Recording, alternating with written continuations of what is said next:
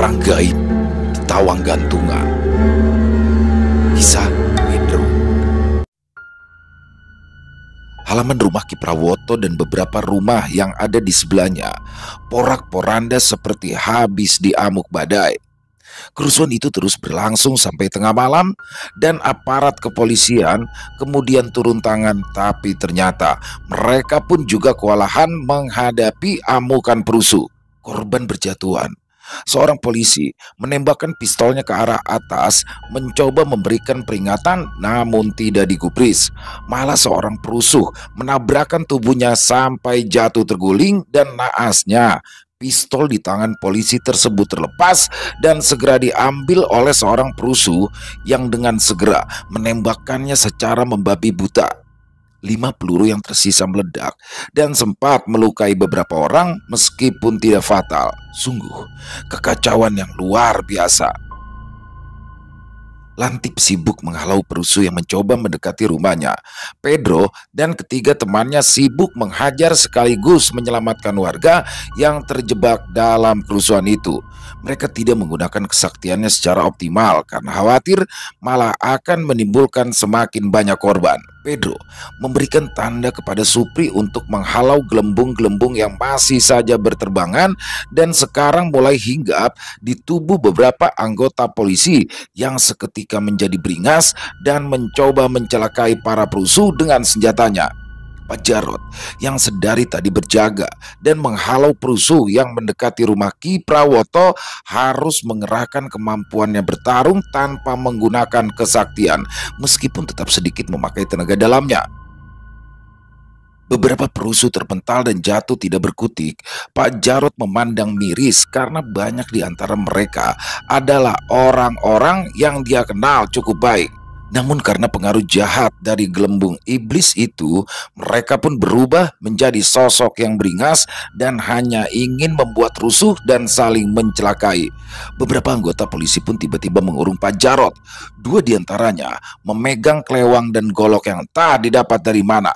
Serempak mereka menyerang, mengerubuti Pak Jarot yang dengan sigap melayani dengan tangan kosong. Pak Jarot berhasil memukul jatuh 3 orang polisi, namun 2 orang yang memegang senjata tajam terus saja membabatkan senjatanya mengancam jiwa Pak Jarot. Pak Jarot yang memang terkenal temperamental itu lalu berteriak marah dan menyambar selembar kain sarung yang tercecer entah milik siapa. Di tangannya yang sudah dialiri tenaga dalam, sarung itu berubah menjadi senjata mematikan. Sarung yang sudah dipilin-pilin itu mengeras seperti tongkat baja yang ketika beradu dengan golok maupun kelewang memercikan bunga api.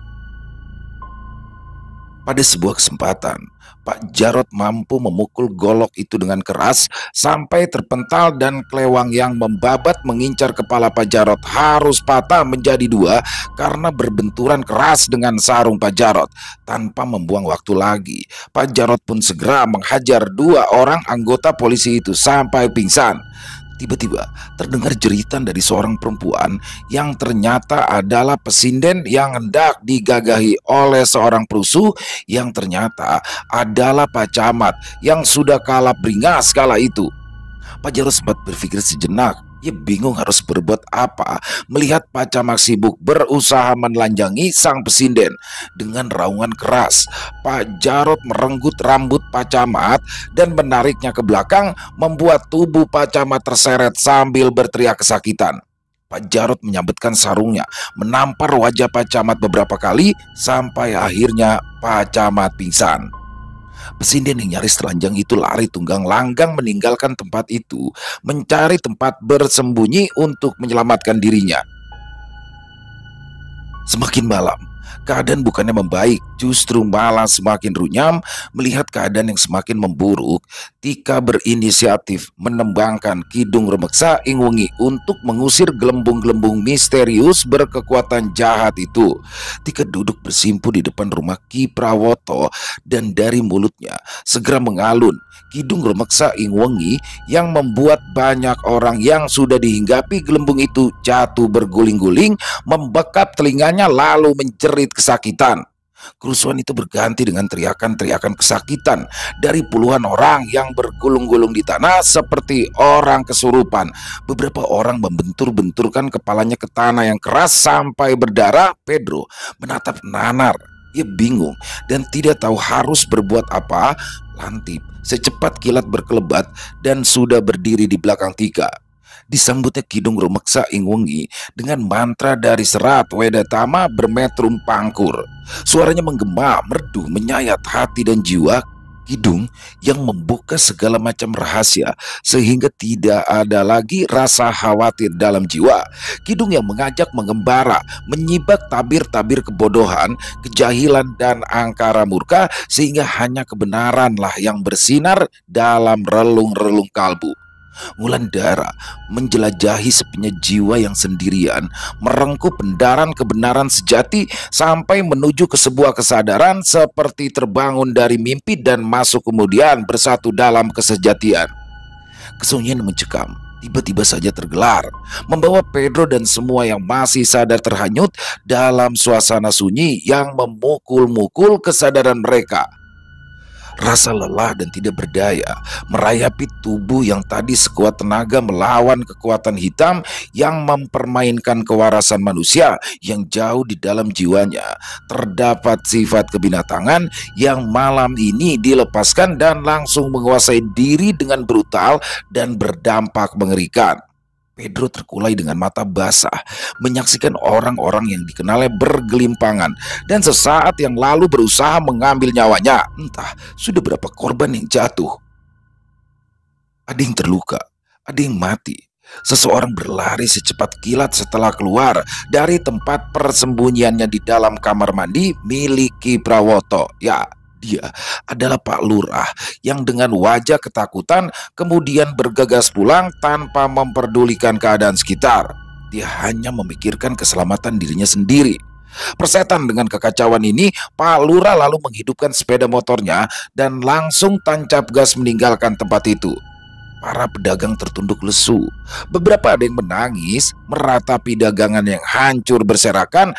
Hati yang tadinya berbinar bahagia dengan harapan akan meraih penghasilan lebih harus menelan pil pahit kehancuran dan kesengsaraan. Supri memegang dan meremas pundak kekar Pedro yang kemudian membuat Pedro menangis terseduh. Hatinya hancur. Ia merasa gagal menjaga warga yang malam ini mendadak beringas memuaskan nafsu hewaninya. Supri memandang Pedro dengan tatapan terluka. Jiwanya juga hancur melihat orang-orang itu terkapar tanpa daya. Pertunjukan yang seharusnya meriah dan membawa kebahagiaan berakhir tragis, menyisakan luka yang dalam.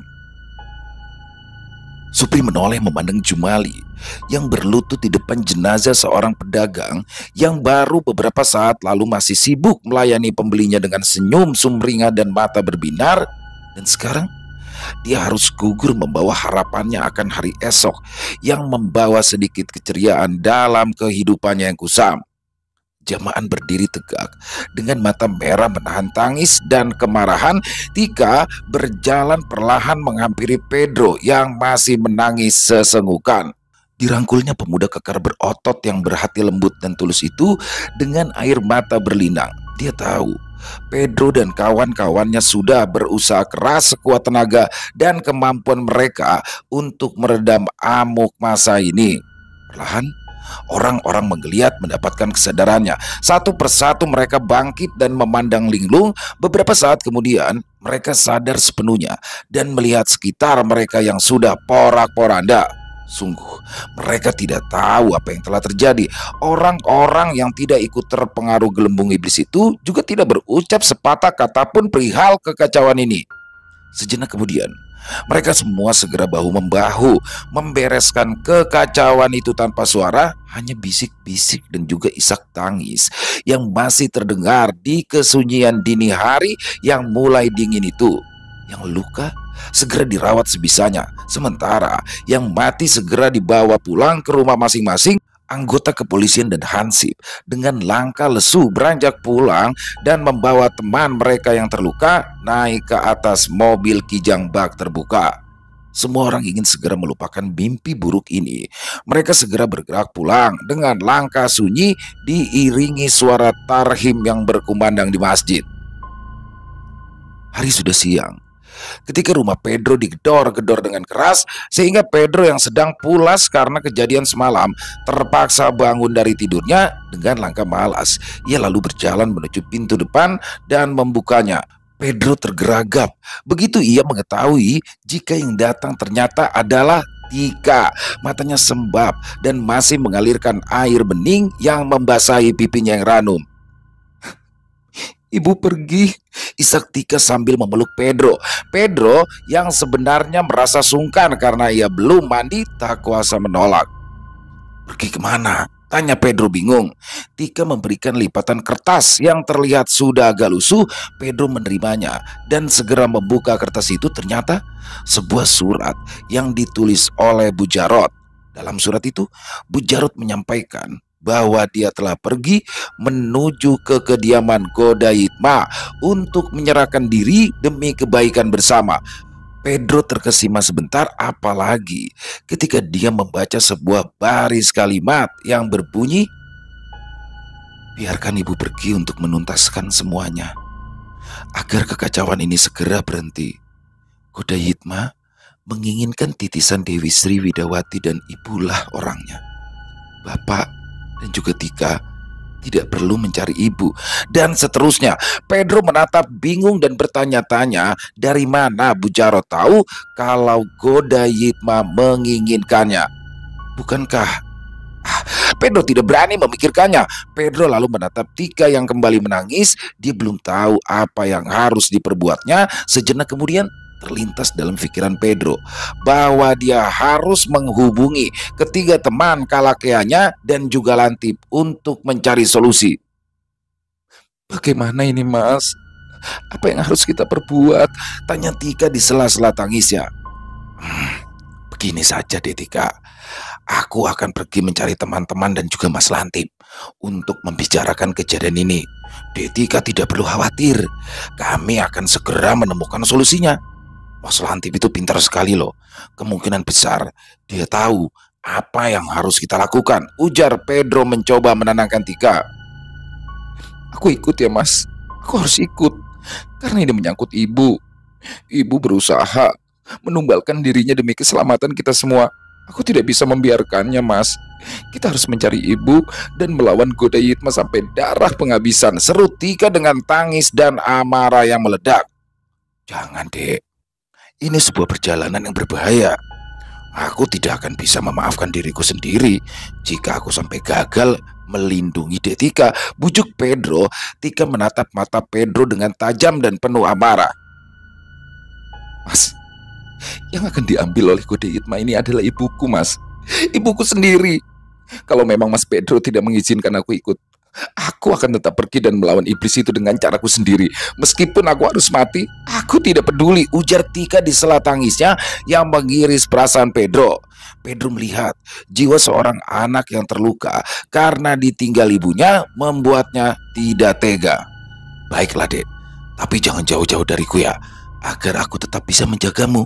Aku berjanji, tidak ada yang akan mati di antara kita semua. Kita akan pulang membawa ibunya Dek Tika dengan selamat," ujar Pedro dengan suara tegas. Tika mengangguk. Pedro lalu bergegas mandi dan berpakaian, lalu bergegas menuju ke rumah Supri yang tidak jauh dari rumahnya. Pedro menjelaskan kejadian perginya Bu Jarot dengan singkat, lalu mengajak Supri menemui Jamaan. Setelah bertemu Jamaan, mereka pun bergegas menuju ke rumah Jumali dan akhirnya mereka berempat ditambah Tika dengan menggunakan sepeda motor Jumali dan Jamaan bergegas menuju ke desa sebelah untuk menemui Lantip. Namun tanpa diduga-duga, Lantip sudah menunggu mereka di pertigaan depan warung bakso Lek Muji. "Alhamdulillah, malah ketemu sampean di sini Mas Lantip. Ada kejadian gawat Mas," ujar Pedro. "Aku habis makan bakso Lemuji. Rasa baksonya ngangen nih. Tiap pulang dari Jogja, aku selalu mampir ke sini," ujar Lantip sambil mengelap mulutnya yang masih berdesis kepedesan. Pedro hanya menanggapinya dengan senyum tipis, lalu ia menyerahkan surat dari Bu Jarot. Lantip membacanya sebentar, lalu terdiam menatap 5 orang yang ada di depannya. Kita harus berperang hari ini. Berperang habis-habisan. Kita jelas kalah jumlah. Pasukan Kodayitma itu banyak sekali. Belum lagi para abdi yang siap mati demi membela junjungannya. Dan yang harus kita ingat, Kodayitma adalah iblis itu sendiri.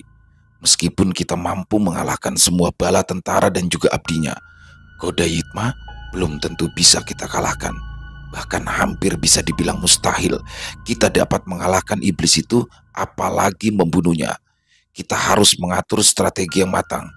Ingat, kita hanya berenam, ujar Lantip dengan suara bergetar. Ada sedikit rasa gentar menghadapi situasi yang sangat runyam ini. Koreksi, kita itu bersembilan anak muda.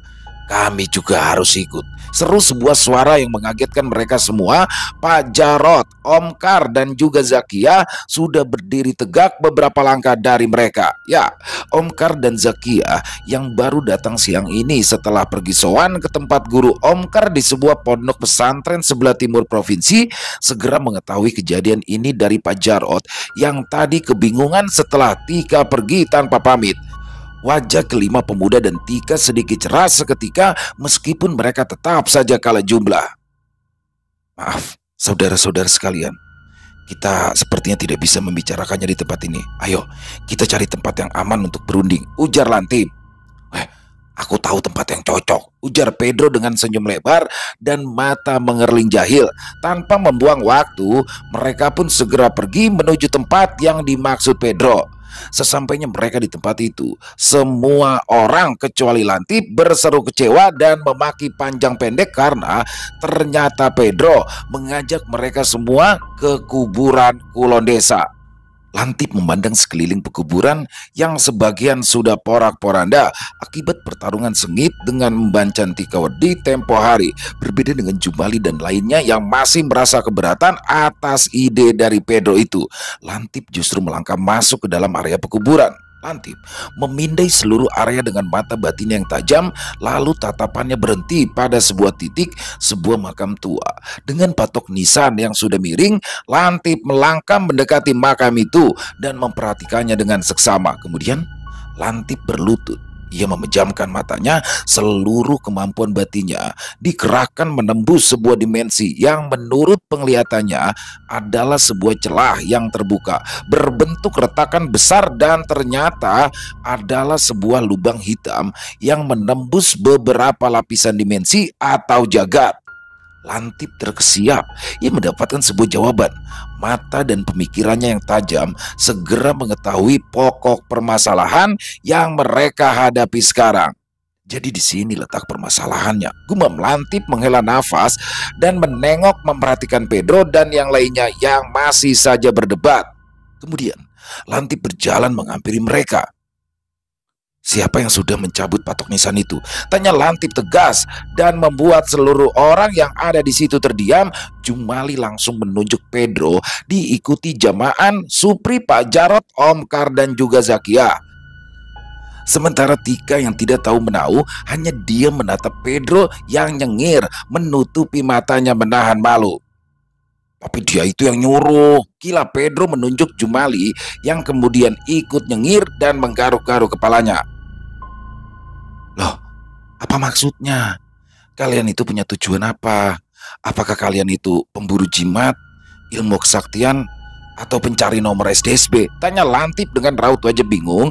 Pedro menghela nafas. Ia menatap Lantip dengan wajah memelas.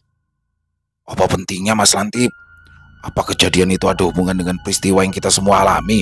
Tanya Pedro yang kemudian menunduk, kakinya bergerak, menggeser-geser batu-batu kecil di bawahnya. Apa sampean tidak tahu kalau nisan tanpa nama itu sebenarnya adalah kunci gerbang atau portal antar dimensi?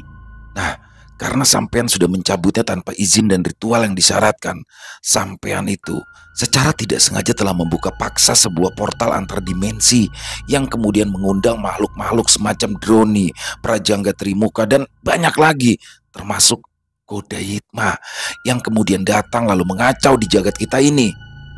Kuburan ini Tadinya adalah sebuah punden atau tempat pemujaan sebuah sekte rahasia yang sudah ratusan atau bahkan ribuan tahun yang lalu. Tempat ini kemudian ditutup oleh seseorang yang ikut babat alas dan membuka perkampungan ini pada zaman kolonial Belanda dulu. Karena mereka juga mengalami gangguan-gangguan yang hendak menghalangi pembabatan hutan dan juga perluasan wilayah kolonial. Punden itu kemudian dihancurkan dan dikunci dengan patok nisan itu, dan tempat ini dijadikan pekuburan yang kemudian menjadi tempat angker agar tidak ada orang yang berani mengusik atau membuka portal antar dimensi itu. Dan Mas Pedro, entah sengaja atau tidak, telah membukanya. Tutur lantip dengan suara agak bergetar menahan geram. Pedro menelan ludah. Ia memandang Jumali yang dipandang malah memalingkan muka menatap rimbunan pepohonan sambil bersiul kecil. Pedro mengumpat dalam hati. Kenapa dia, Mas? Ini perkara serius loh. Sampean, Mas Pedro yang sudah menjadi biang keladi yang kita semua alami. Maaf, terus terang saya marah karena kekacauan ini telah memakan banyak korban. Bahkan tadi malam kita kehilangan banyak teman, saudara karena kekacauan dan kerusuhan yang dipicu oleh keteledoran atau keisengan yang dilakukan oleh orang-orang yang tidak bertanggung jawab macam sampean. Ujar lantip dengan mata berkaca-kaca dan tangan mengepal. Ingin sekali dia menghajar Pedro dan Jumali saat itu. Pedro tertunduk semakin dalam, Jumali kini pun menunduk. Terbayang peristiwa konyol itu yang membuat mereka harus mengalami peristiwa-peristiwa yang merubah total kehidupan mereka. Lantip meraung kesal, lalu ia meninju sebuah pohon Kamboja di dekatnya. Pohon yang tidak bersalah itu roboh dan hangus seketika karena kemarahan Lantip. Semua orang terkunci, mulutnya membisu. Maafkan Mas, kalau saya boleh bicara, kata Omkar memecah kesunyian. Omkar menyibak rambutnya yang klimis dan merapikan bajunya yang parlente itu, lalu menatap Lantip dengan tenang dan tersenyum. Saya bukannya mau membela anak-anak muda yang sudah bertindak konyol ini, sama sekali tidak. Tapi saya memiliki keyakinan bahwa mereka memang lugu dan tidak tahu menahu permasalahan portal gaib itu. Mereka hanya anak muda biasa, biasa sekali. Dan nasi memang sudah menjadi bubur. Namun, semua ini harus dipertanggungjawabkan. Alangkah baiknya kalau saat ini kita semua berdamai sementara dengan keadaan yang runyam ini dan mencoba duduk bersama mencari solusi terbaik. Kekacauan ini sekarang menjadi tanggung jawab kita bersama. Jadi, tidak perlu terbawa emosi. Kita harus bersatu dan mengesampingkan ego kita demi kebaikan bersama. Bagaimana Mas? Apakah sampean setuju? Ujar Omkar mencoba bijak. Lagi pula, saya mengenal baik empat pemuda ini yang meskipun konyol, namun bukanlah orang yang memiliki niat jahat. Saya memang harus kehilangan jejak dari istri saya akibat kekacauan ini. Namun betul kata Sikar, kita harus bersatu demi memperjuangkan nasib kita dan nasib orang banyak agar tidak ada lagi korban yang jatuh. Kami sangat membutuhkan sumbangsi Nak Lantip, entah itu tenaga atau pemikiran, dan saya yakin Nak Lantip adalah orang yang memiliki kearifan dalam menyikapi masalah ini. Terlepas siapa yang salah atau benar, bukan saatnya diperdebatkan. Kita semua harus bertindak secepatnya dan mengerahkan seluruh kemampuan kita. Nah Lantip, kita harus bersatu mengalahkan iblis itu. Imbu Pak Jarot dengan suara lembut mencoba membujuk Lantip yang masih nampak gusar. Lantip mengembuskan nafasnya dengan kasar, lalu ia berbalik membelakangi semua orang sambil berkacak pinggang. Amarahnya belum juga reda, lalu kepalanya menoleh menatap wajah Pedro dan Jumali, kemudian Jamaan dan Supri bergantian, lalu wajah Omkar dan Pak Jarot, kemudian Tika dan Zakia. Jumali menggeser tubuhnya menutupi Zakia yang ditatap Lantip cukup lama. Lantip menenggos. Baiklah, sekarang kita mulai berembuk. Apa yang harus kita lakukan untuk bisa menyelamatkan Bu Jarot lalu menggempur Goda Hitma, ujar Lantip yang kemudian membuat semua orang menghela nafas lega. Lantip pun kembali masuk ke dalam area pekuburan. Lalu ia mencari tempat yang agak lapang, diikuti semua orang yang kemudian duduk melingkar. Perundingan dimulai. Supri dan jemaah mengeluarkan beberapa bungkus rokok dan memberikan kepada siapa saja yang mau. Lantip mengambil sebatang dan menyulutnya, diikuti Pedro, Jumali, Jamaan, Supri, dan Omkar. Ya, Pak Jarot tidak merokok. Jadi begini, kediaman Goda Hitma atau Goda Kumara adalah sebuah tempat yang terletak di antara langit dan bumi yang disebut sebagai tawang gantungan. Itu menurut cerita pewayangan dan mungkin saja benar, tetapi kita belum tahu di mana tempat itu berada. Satu-satunya cara adalah kita harus bisa menembus portal dimensi itu untuk mencari keberadaan tawang gantungan. Butuh waktu, ya, sangat membutuh waktu. Bahkan karena kita semua tidak memiliki pengetahuan tentang dimensi lain, maka kemungkinan akan memakan waktu yang cukup lama, bahkan mungkin sangat lama. Papar Lantip menjelaskan situasi dan kondisi yang sedang mereka hadapi. Semua orang saling berpandangan dan menampakkan wajah bingung. Omkar kemudian angkat bicara. Saya dan Zakia baru saja menemui guru kami yang tinggal dan memimpin sebuah pesantren di lereng Gunung Tanggamus. Beliau adalah Syekh Muhammad Thalib atau Ki Ageng Patmokesowo, seorang kiai dan mursyid terkat.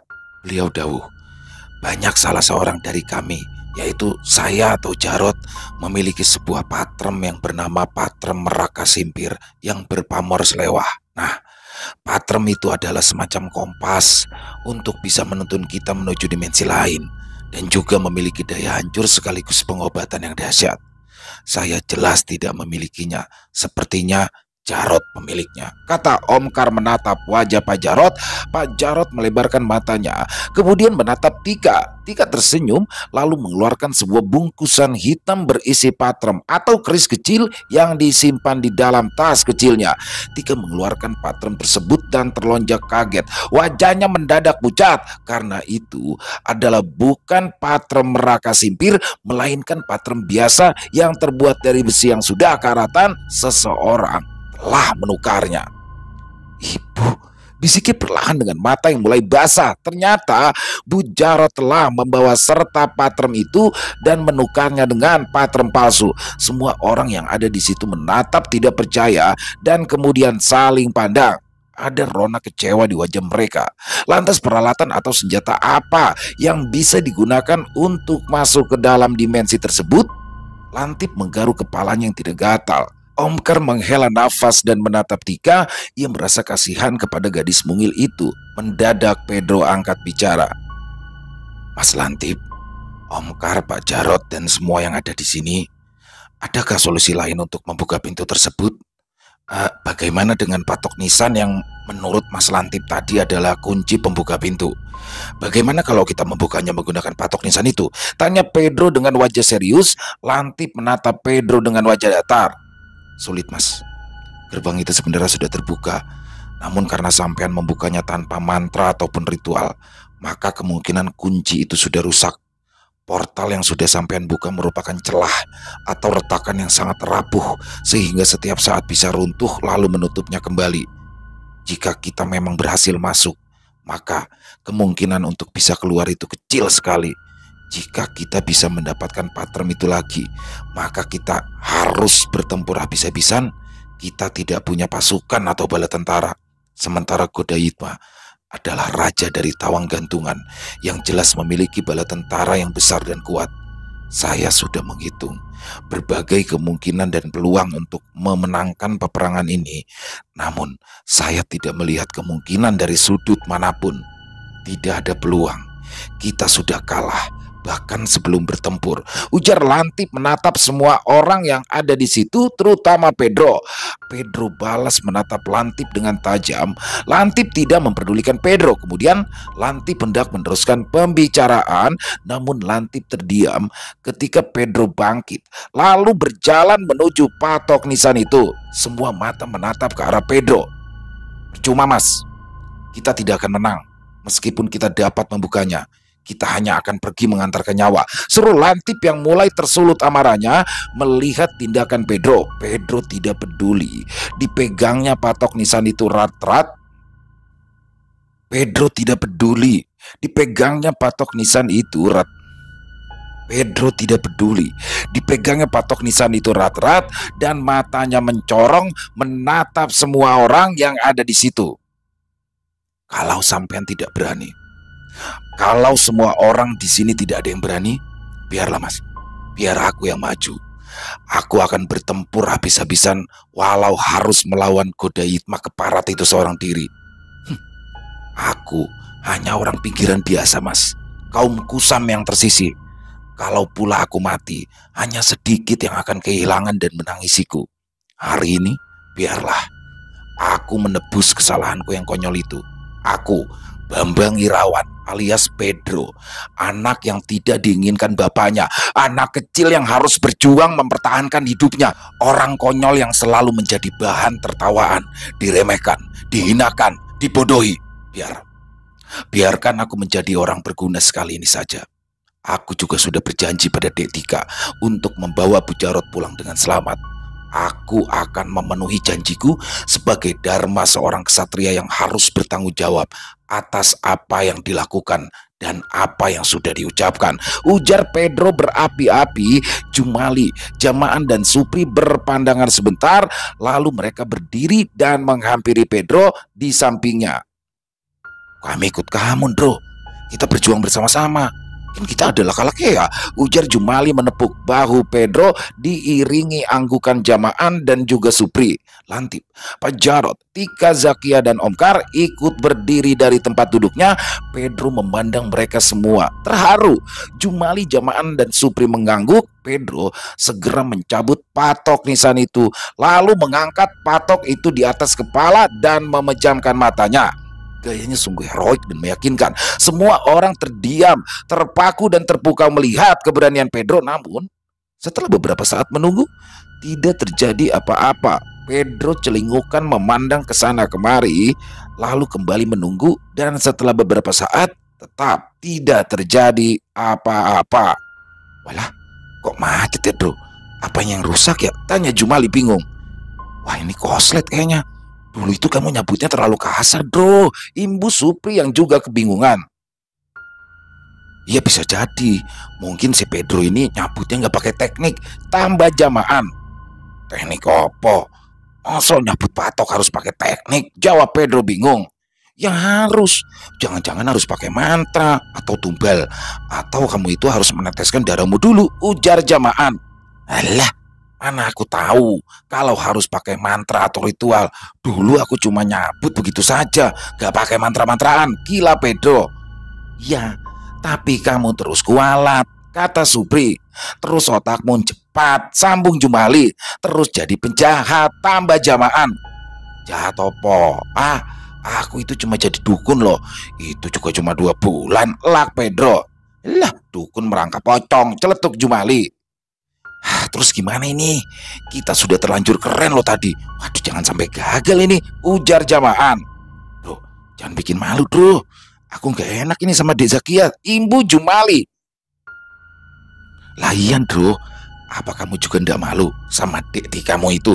Tanda Supri menunjuk Tika dengan mulutnya yang monyong. Ya sudah keren-keren pidato kayak Harmoko, gak taunya melempem. Piye to Dodo, kata Jumali mencibir. Loh, kok Harmoko? Yang jago pidato itu Soekarno, Jun, bantah Jamaan. Lah sudah. Kita itu ndak usah berdebat ini. Terus bagaimana? Kok macet semua, porkasnya tidak mau terbuka, kata Pedro kesal melihat teman-temannya yang selalu saja berdebat. Porkas? Bukaan porkas itu malam Kamis yang tidak bisa dibuka sekarang. Ngawur, protes Supri.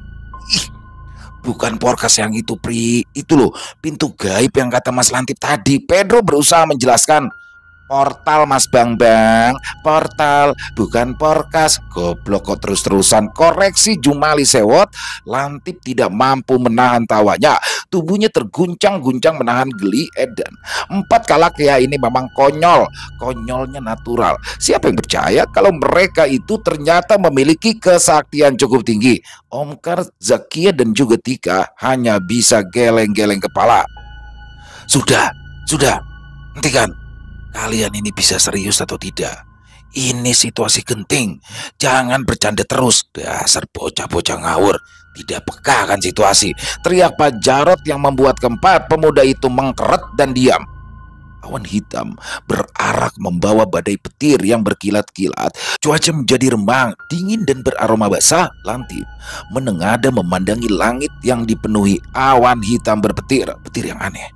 Biasanya kilatan petir itu berwarna putih, namun kali ini berwarna merah seperti tentakel-tentakel monster raksasa. Semua orang terdiam melihat fenomena itu. Tika merapatkan tubuhnya pada Zakia yang tidak mampu menutupi kecemasannya. Sebuah kilatan petir yang sangat besar menyambar beberapa puluh meter di depan mereka dan meninggalkan sebuah lubang hitam besar yang terlihat sangat dalam dan hampa. Lubang itu melayang dan menganga seperti mulut seekor ular raksasa yang akan memuntahkan mara bahaya yang mengerikan. Mereka semua bersiap menunggu apapun yang akan keluar dari lubang yang semakin membesar itu. Tanpa diduga oleh siapapun, dua sosok tubuh tinggi besar berpakaian serba kulit dilapisi besi seperti pakaian tempur atau armor melangkah keluar dari lubang hitam itu. Tubuh kedua orang itu kekar, berkulit hitam kecoklatan, bermata lebar, rambutnya keriting panjang sebahu, berbibir tebal, dengan mulut menyeringai lebar, memperlihatkan sebaris gigi besar-besar yang putih dan rapi seperti mutiara. Dua sosok itu berdiri tegap di samping kiri kanan lubang hitam itu. Beberapa saat kemudian sesosok tubuh menyusul keluar. Seorang kakek berambut putih yang dipotong rapi, mengenakan setelan jas putih bersih, bersepatu coklat mengkilap, kumis dan jenggotnya dicukur rapi, dan sebuah kacamata berbingkai coklat bertengger di atas hidungnya yang mancung. Kakek itu tersenyum. Wajahnya terlihat sangat tampan dan segar meskipun sudah berusia lanjut. "Gaman!" teriak Pedro, Jumali, Jamaan, dan Supri kaget sekaligus kegirangan. Ya, mereka berempat segera berlari dan berebutan mencium tangan orang tua yang ternyata adalah Bahman itu. Bahman tersenyum dan terkekeh melihat ulah keempat pemuda itu. Pedro dan ketiga temannya terharu, bahkan sampai menitikkan air mata melihat kedatangan orang tua itu, sang guru yang sangat mereka rindukan. "Apa kabar, anak-anakku, para Kalakea?" sapa Bahman dengan suara lembut dan sedikit bergetar sambil memeluk hangat mereka satu persatu. Tampaknya Bahman juga sedikit terharu melihat keempat muridnya yang juga dirindukannya. Pak Jarot, Omkar, Tika, dan Zakia hanya melongo melihat kedatangan orang tua berpenampilan mengesankan itu tanpa ada yang menyangka. Tiba-tiba saja Lantip berseru. Ia menangkupkan kedua tangan di depan dada memberikan hormat. "Sembah sujudku dan salam hormat hamba haturkan kepada Sang Kumpayoni, putra Urvasi, putra Varuna, putra Sang Mahadewa, Sang Maharesi Agastya, Sang Mahakalakea, Sang Maharesi Mayangkara, Sang Hyang Mahaguru, Sang Hyang Jagat Girinata, Sang Mahahiranya Kawarsa, dan penguasa agung Dwi Pantra yang bijak lestari, bersumber segala ilmu, sumber segala pengetahuan, sumber segala kebijakan." Bahman terbahak lalu mengembangkan kedua tangannya. Lantip berlari. Ia memeluk dengan erat tubuh Bahman. "Pak Jarot, Omkar, Dek Tika, dan Zakia, perkenalkan. Ini Bahman yang telah melatih kami di alam gaib tempo hari sampai kami berempat menjadi seperti sekarang ini. Dan kami itu baru tahu ternyata Mas Lantip juga adalah murid dari Bahman. Wah, senang sekali. Ternyata kami punya kakak seperguruan," ujar Pedro memperkenalkan Bahman. Pak Jarot manggut-manggut. Omkar memberi hormat pada Bahman diikuti Zakia dan juga Tika. "Aku datang setelah mendengar semuanya. Aku dengar Nak Mas Bambang dan mungkin kalian semua dengan tulus ingin bertempur melawan Goda Yitma sampai membuka portal gaib ini, sehingga aku dapat langsung menemui kalian semua. Goda Yitma adalah iblis musuh kita bersama, dan jika memang diperlukan, dengan senang hati aku akan ikut membantu semampuku," ujar Bahman yang membuat Pedro dan ketiga temannya juga Lantip sumringah. "Kalau begitu ayo Mbah, tunggu apa lagi?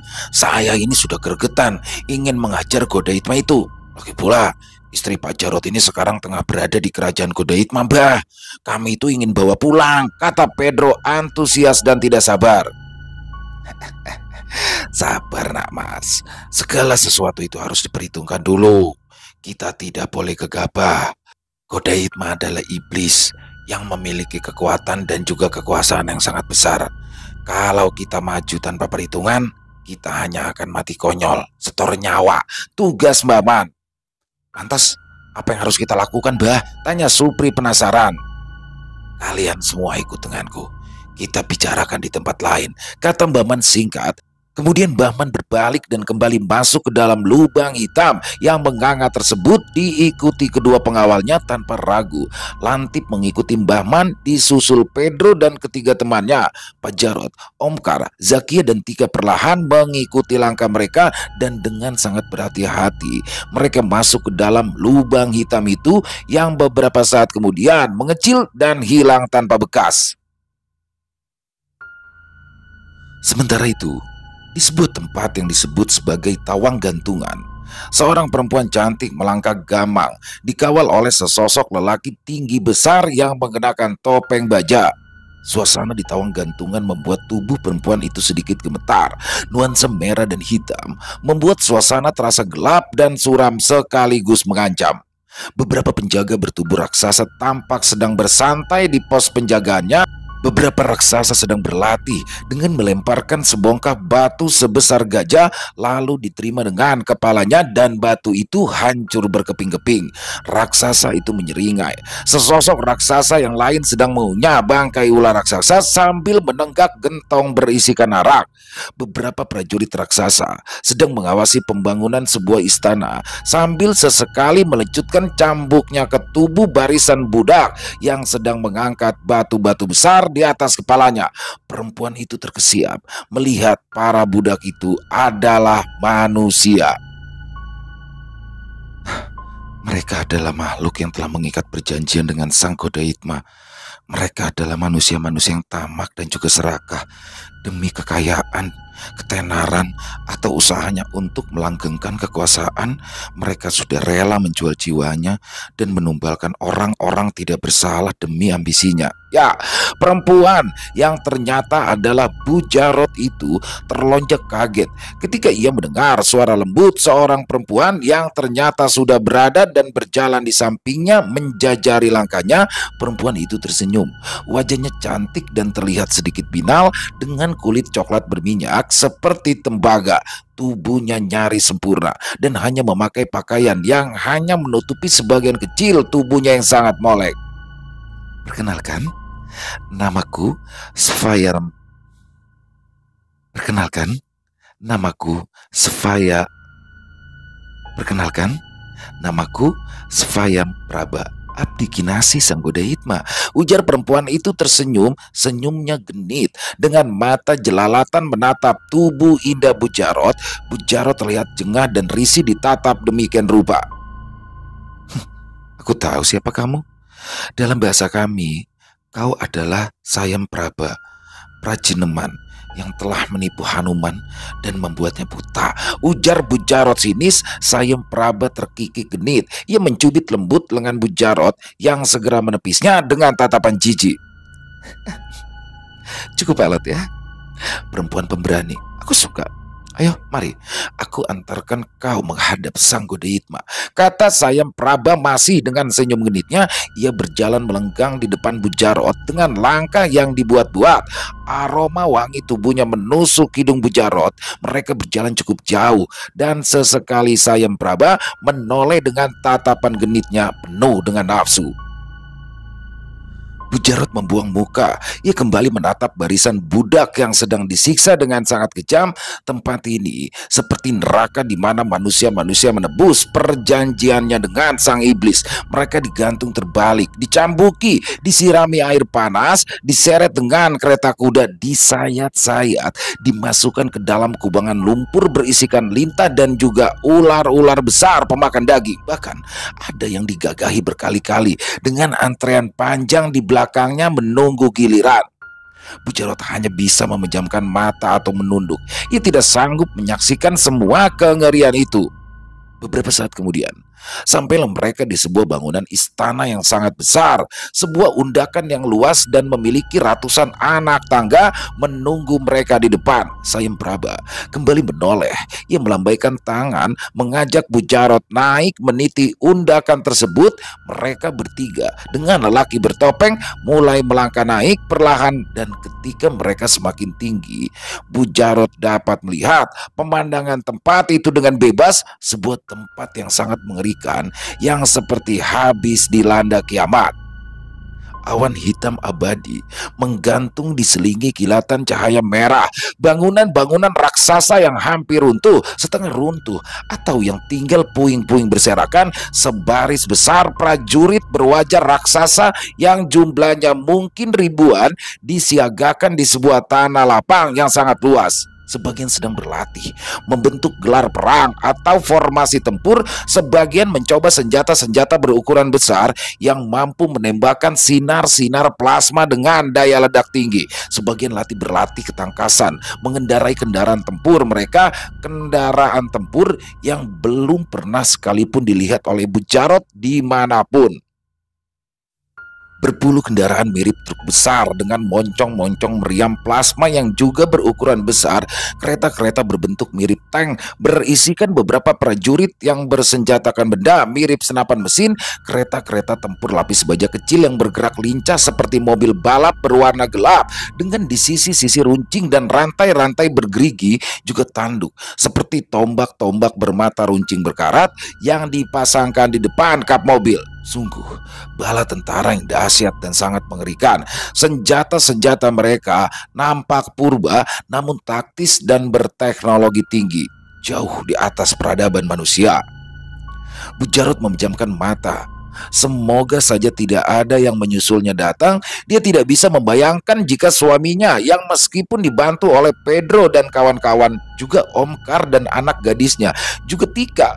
Tika, Bu Jarod menitikkan air mata. Membayangkan wajah mungil dan cantik milik Tika, air matanya kembali mengalir pelan. Tanpa terasa, Bu Jarod, Sayempraba dan lelaki bertopeng baja itu sudah menginjak anak tangga terakhir dan tiba di sebuah balairung besar. Sebuah ruangan beratap tinggi dengan pintu-pintu raksasa. Kain-kain beraneka warna tergantung menghiasi setiap relung dan kiri kanan ruangan raksasa itu. Sebuah dampar kencana atau singgasana besar berlapiskan emas dan permata serta gading gajah raksasa terhampar di depan Bu Jarod. Singgasana yang dipahat halus dengan keindahan tiada tara. Di belakang singgasana itu selembar kayu tebal berukir indah menggambarkan kisah Ramayana, diukir dengan halus dengan kerumitan yang luar biasa.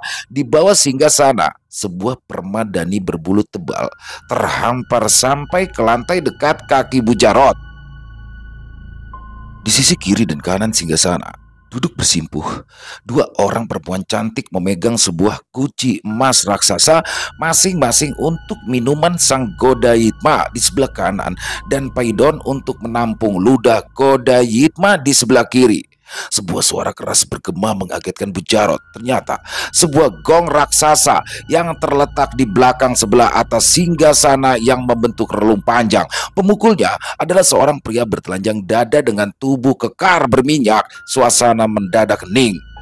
Gamelan berbunyi membawakan sebuah gending yang tidak dikenal oleh Bu Jarod. Suara langka bergemerincing terdengar seperti penari remo. Sang Godayitma berjalan tegap diiringi dua orang perempuan cantik di belakangnya.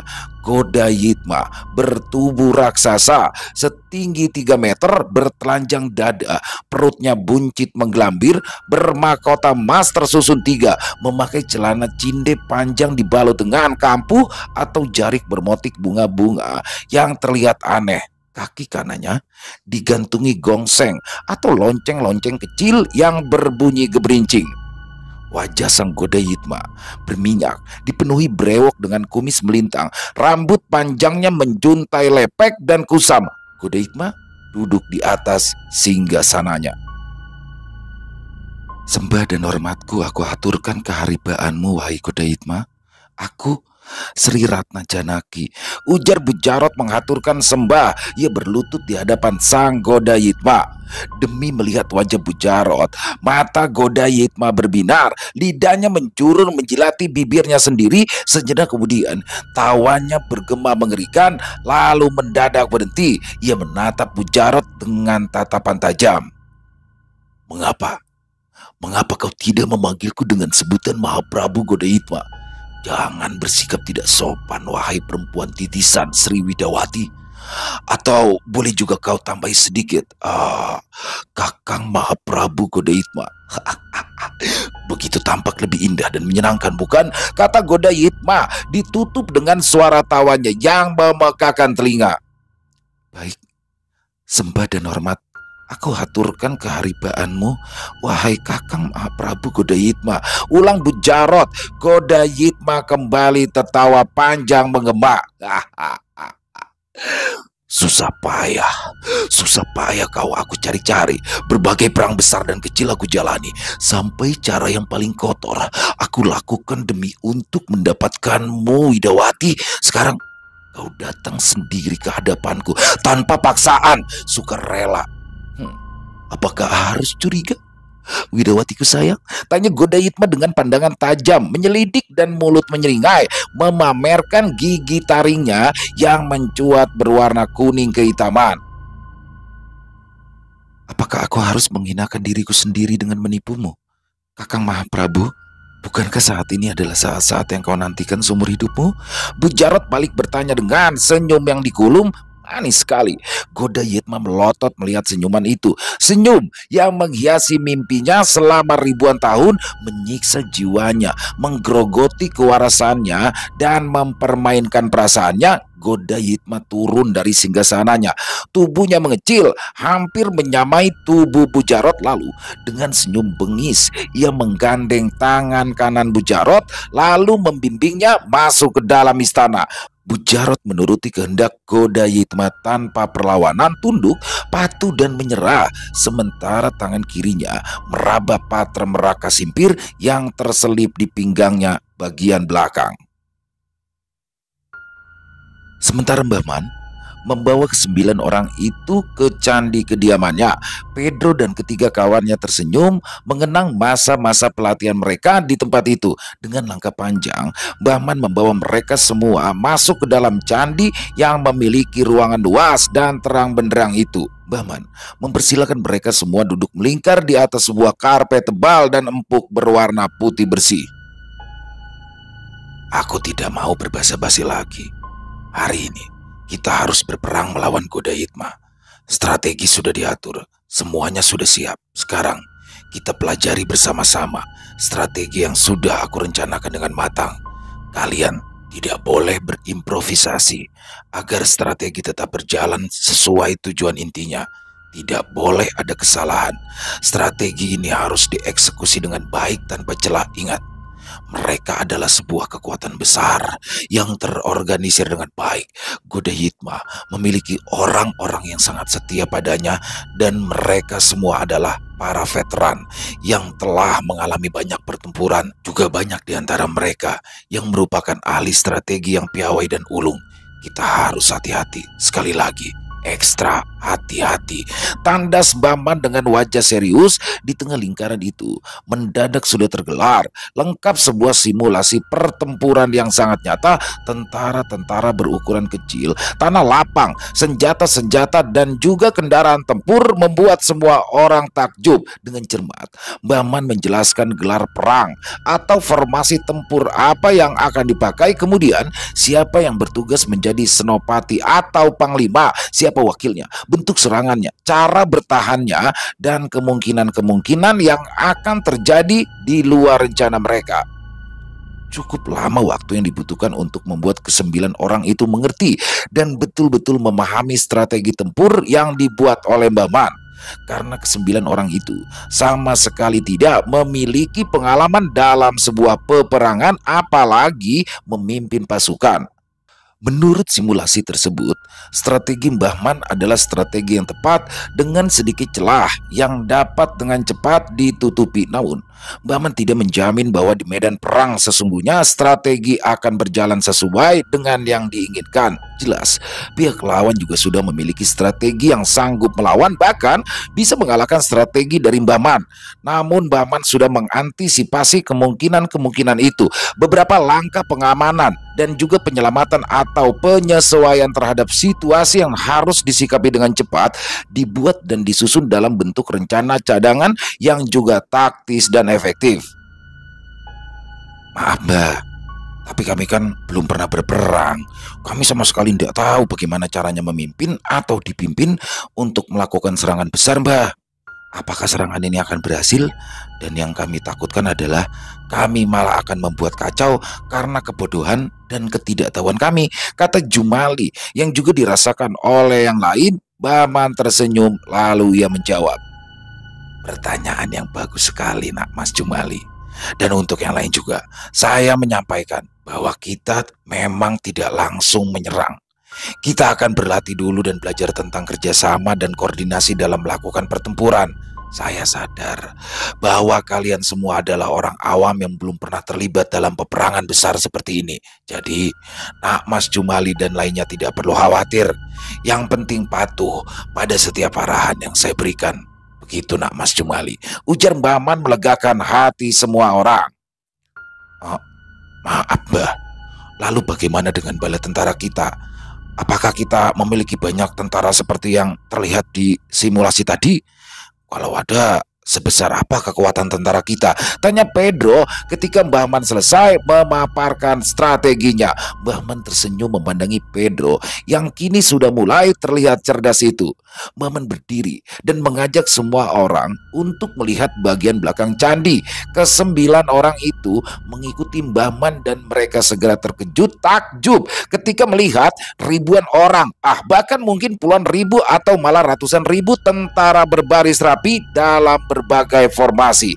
Semuanya berseragam hitam dengan armor berlapis besi putih mengkilap, persenjataan terbilang lengkap. Ditambah kendaraan-kendaraan tempur dari yang kecil seperti mobil sedan sampai truk tempur sebesar kapal.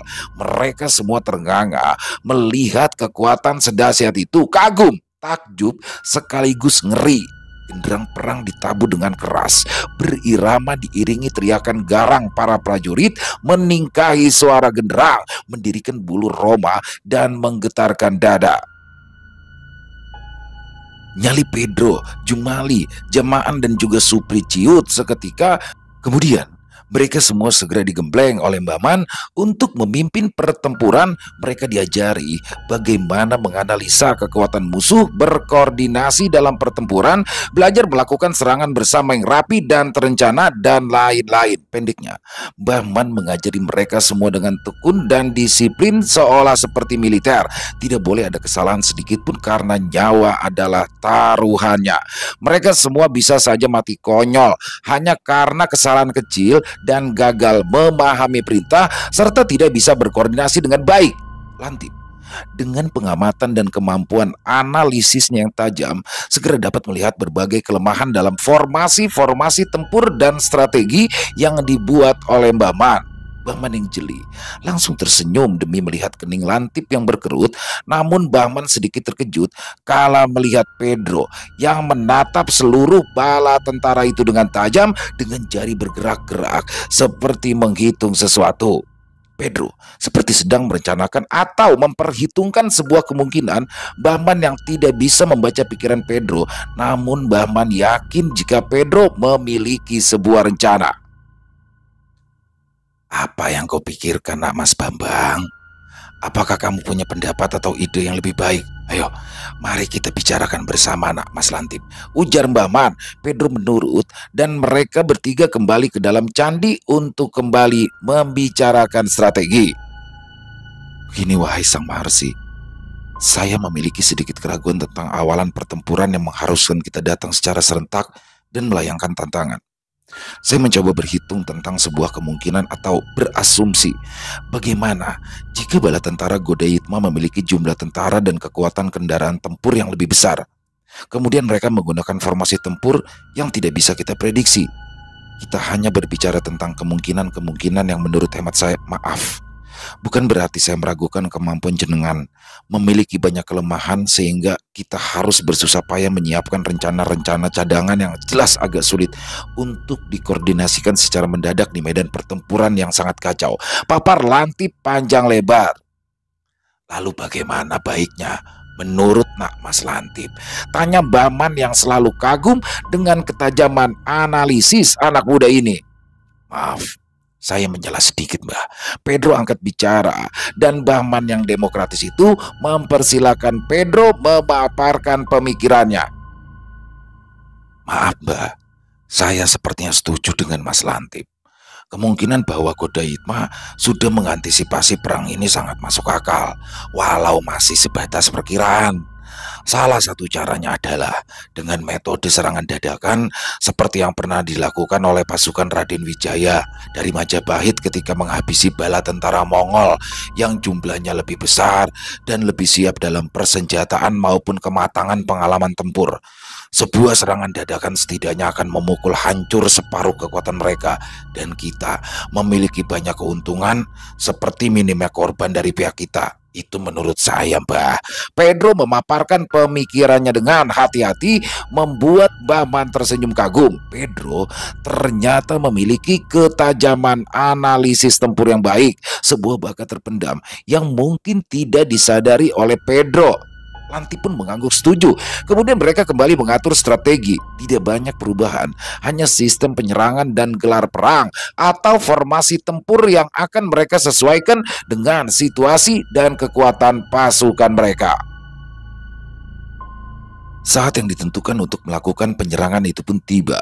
Seluruh pasukan yang ternyata berjumlah 100 ribuan itu disiagakan lalu dibagi menjadi beberapa divisi tempur. 50.000 pasukan kaki, 10.000 pasukan mobil, 5.000 pasukan tank, 1.000 pasukan artileri dan operator kendaraan tempur berat. Sisanya dimasukkan ke dalam divisi cadangan yang disiagakan di baris belakang. Tidak lupa 1.000 pasukan khusus yang ditugaskan melakukan serangan pembuka dengan cara mendadak dan senyap. Pedro, Jamaan Jumali Supri, Om Karpa Jarot dan Zakia didaulat menjadi senopati. Mereka mengenakan pakaian tempur berwarna hitam, dilapisi baja putih di bagian dada, pundak, lengan, dada dan kaki. Mereka memakai helm baja bersurai putih yang ringan dan pas di kepala mereka. Sementara Bahman, Lantip dan Tika memimpin seluruh gelar perang di sebuah menara kayu, dan di bawahnya 10 penabuh genderang bersiap menabuh genderangnya yang selain digunakan untuk menciutkan nyali musuh, juga digunakan sebagai penanda perubahan formasi tempur dengan kode-kode tabuhan yang sudah disepakati. Gelar perang yang rencananya akan digunakan adalah gelar perang Arca Chandra atau Wulan Tumanggal. Gelar perang tersebut adalah sebuah formasi tempur yang taktis dan senyap sekaligus penuh dengan kejutan. Pasukan akan bergerak dengan sedikit kekuatan yang terlihat, sementara pasukan yang lebih besar akan bergerak secara mendadak, menyergap dalam kegelapan seperti sisi gelap dari bulan sabit. Barisan pasukan penyergap bergerak senyap seperti malaikat maut yang berterbangan dan sangat cepat dan terukur, membabat habis pasukan-pasukan raksasa Godayitma yang belum menyadari adanya sebuah bahaya besar yang mengancam jiwa ribuan bala tentara mereka. Pasukan senyap itu berpakaian hitam tanpa armor besi sehingga dapat bergerak lincah seperti para kinkara. Pasukan maut milik Sang Yamadipati, dewa pencabut nyawa. Satu persatu pasukan Sang Godayitma dilumpuhkan tanpa suara. Zakia dan ayahnya bertindak sebagai senapati atau panglima dalam gelar perang senyap itu dan dapat menjalankan tugasnya dengan sangat baik. Gada Lukita Pati dan pedang kembar milik mereka berdua berkelebat tanpa suara, membantai puluhan tentara yang lengah tanpa persiapan itu secara brutal. Sungguh strategi yang sangat mengerikan. Pasukan kedua mulai bergerak. Sebuah pasukan kecil dengan kendaraan kendaraan tempur ringan dan mampu bergerak lincah mengobrak-ngabrik pasukan yang mulai sadar dan mencoba berkoordinasi menata gelar perangnya.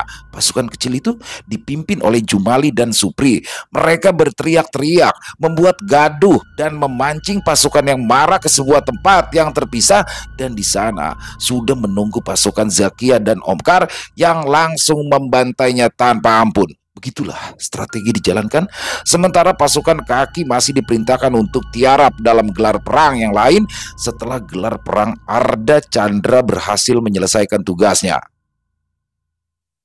Ulah pasukan Jumali dan Supri membuat seluruh bala tentara Godayitma tersadar dan segera bergerak cepat, berkoordinasi dan berusaha memahami apa yang terjadi sehingga dapat segera melakukan serangan balik. Namun, ketika beberapa suar cahaya ditembakkan sebagai penerang, hampir seperempat pasukan mereka tumpas, mayat-mayat raksasa bergelimpangan sementara penyerangnya belum terlihat bentuknya. Seorang raksasa tua, salah satu panglima Godayitma bernama Mintrakna, berteriak marah dan segera berkoordinasi dengan para panglima yang lain untuk melakukan serangan balik. Namun masalahnya mereka tidak tahu siapa musuh mereka dan gelar perang apa yang digunakan.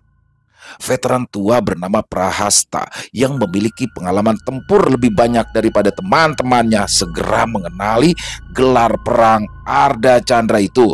Kemudian ia menyiapkan sebuah gelar perang tandingan untuk bisa menyerang balik. Suar-suar ditembakkan ke udara untuk menerangi medan perang, dan di depan mereka sebuah formasi besar. Pasukan kaki diselingi dengan pasukan mobil dan tank berdiri tegak menunggu serangan kalap dari pihak Godayitma. Prahasta tersenyum melihat gelar perang yang diterapkan musuhnya.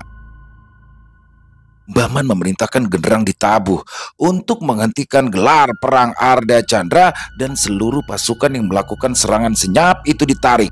Genderang kembali ditabuh. Formasi tempur dengan cepat berganti dengan gelar perang Cakrabyuha, sebuah formasi lingkaran yang bergerak memutar seperti senjata cakra milik Sang Hyang Wisnu. Melihat itu, Prahasta segera memerintahkan seluruh pasukannya untuk membentuk formasi gelar perang Wukir Jaladri atau gunung di tengah samudra. Dua buah truk raksasa membawa moncong meriam besar bergerak cepat diiringi ribuan pasukan yang bergerak menggelombang seperti ombak samudra. Pajarot yang bertindak sebagai senapati utama, Jamaan dan Jumali sebagai senapati pengapit, sementara Zakia dan Omkar diistirahatkan lalu diganti dengan pasukan Pedro yang merangsek dengan gerakan berputar melibas gelombang pasukan Godayitma yang menggelora dan menghempas ganas seperti ombak samudra. Truk-truk raksasa itu menembakkan gelombang cahaya plasma yang segera menghancurkan formasi depan pasukan Pedro. Pasukan mobil dan juga tank yang dipimpin oleh Supri melaju dengan kecepatan tinggi melabrak formasi pasukan Godayitma lalu memberondong mereka dengan senapan mesin berpeluru plasma yang tidak ada habisnya. Pedro melenting tinggi dan ikut menggempur truk raksasa dengan pukulan jarak jauhnya yang kali ini menggunakan tenaga dalam yang terukur namun memiliki daya hancur yang cukup tinggi. Pajarot merangsek maju dengan golok hitam yang sudah dialiri tenaga dalam penuh, mendobrak dan memporak-porandakan pasukan musuh dengan raungan keras yang mengerikan dan menciutkan nyali. Gelar perang Cakrabyuha ini memang sangat efektif dalam perang langsung yang menggunakan penggerahan kekuatan militer sama besarnya. Namun gelar perang ini tidak dapat bergerak cepat karena gerakan memutar yang membuat para pasukan harus menahan diri untuk merangsek maju dengan cepat. Prahasta yang kemudian mulai memahami situasi segera memerintahkan untuk merubah formasi tempur mereka. Gelar perang Wukir Jaladri berubah cepat menjadi Braja Tikswa atau Braja Sutikna yang artinya senjata tajam mematikan. Barisan pasukan Godayitma segera membentuk formasi ramping seperti anak panah dan menggunakan seluruh senjata secara maksimal. Pertarungan fisik satu lawan satu digantikan dengan berondongan senjata yang membuat formasi Pak Jarod kocar-kacir dan rusak. Pak Jarod lalu ditarik mundur oleh Mbah Man, memerintahkan penabuh genderang yang dapat didengar oleh para senapati untuk merubah gelar perang secepat mungkin. Genderang ditabuh dan Cakra Byuha dibubarkan, lalu digantikan dengan gelar Kaga Byuha atau Garuda Melayang. Pedro bertindak sebagai senapati utama, Omkar dan Jama'an menjadi senapati pengapit, Pedro sebagai kepala dan paruh Garuda, sementara Omkar dan Jama'an memimpin sayap kanan dan kiri. Formasi tempur itu bergerak cepat, seperti seekor Garuda yang menyambar-nyambar. Para senapati dari kedua belah pihak berhadapan secara langsung. Pedro berhadapan dengan Akampana dan Akampia, raksasa kembar setinggi 3 meter yang segera melabrak Pedro dengan gadanya yang memancarkan sinar merah membara panas. Pedro menghemat tenaganya. Ia bergerak lincah menghindari gempuran gada dua raksasa itu. Sesekali Pedro melancarkan pukulan-pukulan jarak jauh yang membuat raksasa kembar itu kerepotan. Pada sebuah kesempatan, gada Akampia berhasil menghantam tubuh Pedro sampai ia terpental cukup jauh. Untungnya hantaman gada itu tidak melukai Pedro. Dengan teriakan dahsyat, Pedro merapal ajian Bayu Bajra melesat dengan kecepatan cahaya, lalu menghajar kedua raksasa itu. Tanpa mereka sadari, pukulan-pukulan bertenaga besar segera membuat Akampana jatuh berdebam dengan dada pecah. Akampia meraung murka dan segera melabrak Pedro yang ternyata sudah menyiapkan ajian blabak pengantol-antol dan dipusatkan di kedua tangannya. Sebelum serangan Akampia sampai, Pedro segera menghantamkan kedua tangan yang beratnya ratusan kilo itu dan membuat tubuh Akampia hancur luluh tergencet kekuatan tangan Pedro. Jama'an yang dihadang oleh Anipraba, salah satu senapati Godayitma. Anipraba berperawakan tinggi kurus, bertangan panjang sampai ke lutut, kukunya mencuat tajam berwarna hitam di 10 jari tangannya. Tanpa membuang waktu, Anipraba menyerang Jama'an dengan brutal. Jama'an tersenyum, ia segera merapal Bayu Bajra. Dengan kecepatan cahaya, Jama'an dapat membunuh Anipraba yang belum sempat mengeluarkan seluruh ilmu ajian racunnya. Anipraba tewas dengan kedua bahu sempat dihantam pukulan api Jama'an dan kepalanya remuk setelah menerima tendangan keras bertenaga besar yang dilancarkan Jama'an dengan sangat cepat. Omkar berhadapan dengan Gardavara, senapati Godayitma yang bisa terbang secepat kilat bagaikan burung alap-alap menyambari tubuh Omkar tanpa ampun. Omkar melejit tinggi dan dua pedangnya berputar sangat cepat menghadang sambaran Gardavara yang terlambat menyadari gerakan dari Omkar. Tubuh Gardavara segera terpotong-potong dan mati seketika di udara. 4 senapati Godayitma dapat dikalahkan dan gugur hari ini dalam medan perang yang ganas itu. Gelar perang mereka hancur berantakan, korban berjatuhan, kekuatan bala tentara Godayitma menyusut drastis. Kendaraan tempur mereka dapat segera dilumpuhkan dan dikuasai. Godayitma berada di ambang kekalahan. Prahasta yang mendapat laporan tersebut meraung murka. Ia segera memerintahkan kepada Mintrakna, Jambumali dan Dumraksa turun bersama putra-putra Godayitma dalam medan perang itu. Sementara Prahasta bergegas menghadap sang Godayitma. Godayitma yang ternyata sudah berada di atas singgasananya terlihat mengenakan pakaian tempur lengkap. Tangan kanannya menimang sebuah patrem yang berlumur darah. Dengan tatapan sendu sekaligus murka, wajahnya bengis memendarkan aura hitam pekat. Prahasta terpana sejenak melihat penampilan Godayitma. Setelah bersujud dan menyembah, Prahasta melaporkan semua yang terjadi di medan perang. Godayitma tidak menjawab. Patrem berlumur darah itu masih ditimbang-timbangnya. Kemudian Godayitma turun dari singgasananya dan dengan langkah tegap ia berjalan menuju beranda istananya yang tinggi. Ia melihat bala tentaranya mulai dapat dipukul mundur dan beberapa senapati andalannya yang gugur dalam peperangan itu. Godayitma memerintahkan Prahasta untuk menyiapkan kereta perangnya dan dirinya sendiri akan turun tangan menggempur pasukan pasukan yang berani menyerang kerajaannya. Prahasta mencoba mencegah hal itu karena masih ada beberapa senapati dan pasukan-pasukan cadangan yang jumlahnya cukup untuk menandingi dan mengalahkan musuh tak dikenal itu. Godayitma menatap Prahasta dengan marah. Dia bersikeras akan turun tangan dan akan memakan seluruh penyerangnya hidup-hidup. Prahasta menyembah dan mundur dari hadapan Godayitma. Di dalam hatinya, Prahasta bersorak kegirangan. Dia dan beberapa senapati memang tidak begitu setia dengan Godayitma. Bahkan sebenarnya mereka semua mau mengabdi kepada Godayitma karena rasa takut. Dan inilah kesempatan bagi Prahasta dan yang lainnya untuk lepas dari cengkraman sang Godayitma. Biarlah iblis itu mati dan hancur dalam kekalahannya. Batin Prahasta yang kemudian berkelebat meninggalkan istana Godayitma. Sementara itu, di sebuah istana kecil atau puri yang dihiasi dengan taman-taman indah, tergeletak sesosok tubuh yang masih mengenakan pakaian lengkap. Bujarot sedang dalam sakaratul mautnya. Godayitma ternyata mengetahui bahwa Bujarot ini bukanlah titisan dari Sri Widawati. Bahkan Bujarot berusaha membunuh Godayitma dengan tusukan patra meraka simpir yang sudah disiapkannya. Namun Godayitma adalah iblis itu sendiri.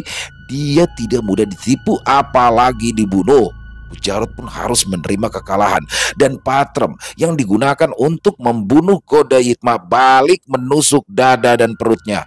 Bujarot terkapar, megap-megap, darah mengalir deras dari luka yang dideritanya. Nyawanya di ujung tanduk sampai seorang perempuan datang dan membopong tubuhnya, kemudian membaringkannya di atas sebuah peraduan di dalam puri kecil itu.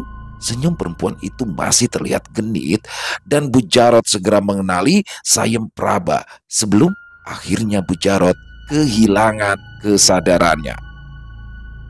Selesai. Wow, luar biasa.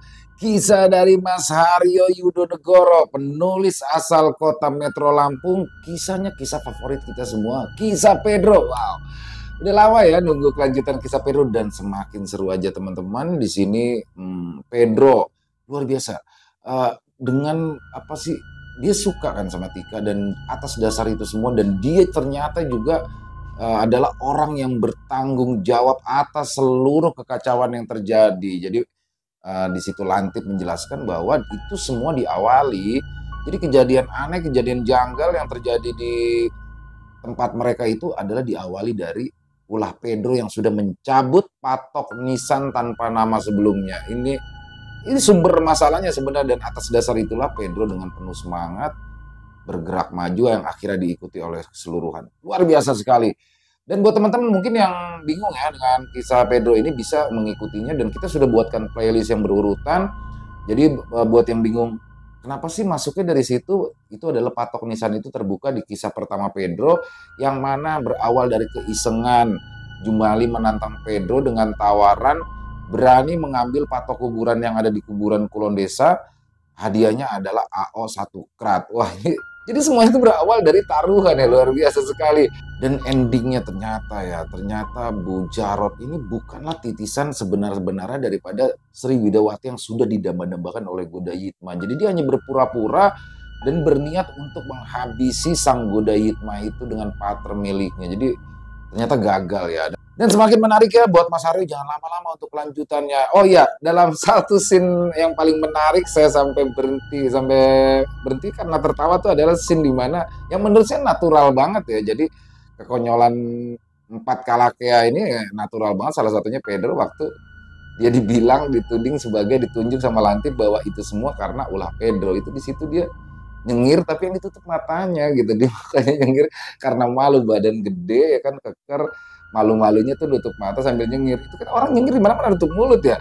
Jadi luar biasa sekali. Natural dapat, kocaknya dapat, keren banget kisahnya. Dan ini adalah seperti apa ya, pewayangan ya, cerita pewayangan. Jadi buat teman-teman yang mungkin mengerti akan budaya-budaya Jawa, terutama terkait pewayangan, pasti dapat banget dengernya. Ya, semoga kisahnya bisa menghibur teman-teman semua, para pecinta penikmat horor misteri, lebih khususnya lagi kepada para subscriber dari channel Ilo Bercerita. Buat yang punya komentar lain silakan bisa ditulis di dalam kolom komentar ataupun hanya sekedar saling menyapa silakan. Insya Allah kami akan membalasnya satu persatu. Dan kami ingin juga mengucapkan terima kasih kepada seluruh teman-teman yang sudah selalu setia mendukung channel kami ya, yang sudah selalu hadir di setiap harinya. Karena kehadiran dari teman-temanlah kami selalu bersemangat berkarya di setiap harinya. Dan silakan buat yang suka dengan video barusan bisa diklik tombol like-nya, tombol jempolnya. Buat yang belum subscribe, jangan lupa diklik tombol merah subscribe-nya, lonceng notifikasinya juga dinyalakan, agar teman-teman selalu mendapatkan notifikasi dari konten-konten yang akan kami upload selanjutnya. Untuk channel Ilo Bercerita ini kami upload di setiap harinya ya, setiap jam 9 malam waktu Indonesia bagian Barat. Dan buat teman-teman mungkin yang punya kisah horor misteri, silakan boleh mengirimkannya ke nomor telepon yang ada di bawah sini. Dan bebas ya, dalam bentuk tulisan boleh, dalam bentuk rekaman audio boleh, senyamannya teman-teman aja. Di akhir kata, saya Ilo mengucapkan permohonan maaf apabila mungkin dalam pembawaan kisah barusan ada kata-kata saya yang salah ataupun ada kata-kata saya yang mungkin kurang berkenan. Saya mohon dibukakan pintu maaf yang seluas-luasnya dan sampai berjumpa lagi di konten-konten kami selanjutnya yang pasti tidak kalah serunya, yang pasti tidak kalah horornya. Masih bersama saya Ilo di channel Ilo Bercerita. Salam sehat, sukses selalu untuk kita semua. Wassalamualaikum warahmatullahi wabarakatuh.